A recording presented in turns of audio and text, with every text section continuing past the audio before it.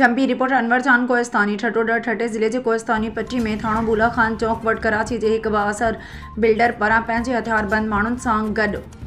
ओंगर वासी माज़ूर शख़्स दीनो बबर की ज़मीन ते चढ़ाई करे माज़ूर दीनो बबर ते तशद्दुद करे खेसि ज़ख़्मी करण बाद हवाई फायरिंग कंदा फरार थी विया। जे बाद ज़ख़्मी माज़ूर दीनो बबर लूणी कोट थाणे ते पहुची इलाज जो लेटर हासिल करण समेत लूणी कोट थाणे ते ज़ख़्मी माज़ूर दीनो बबर की फरियाद ते मथस हमलो कंदड़ 8 जवाबदारनि बाअसर बिल्डर उमेर वल्द सलीम लाखानी सलीम पालारी हाशिम पालारी हारून बबर गुलाम मुस्तफ़ा बबर ऐं 3 नामालूम जवाबदारनि ख़िलाफ़ केस दाख़िल कराइण बाद माज़ूर दीनो बबर के सख्त गणती जोगी हालत में अस्पताल में दाख़िल किया वियो पर पुलिस अञा ताईं कंहिं बि हमलावर जवाबदार के गिरफ़्तार करे नाहे सघी। ॿिए तरफ़ ज़ख़्मी माज़ूर दीनो बबर जो चवण हो त खेसि बिल्डर उमेर लाखानी ऐं संदसि हथियारबंदनि मथस हमलो करे खेसि ज़ख़्मी कियो आहे, जेकी संदसि धीउ कोहिस्तान सतभाङे 1 में मौजूद 29 एकड़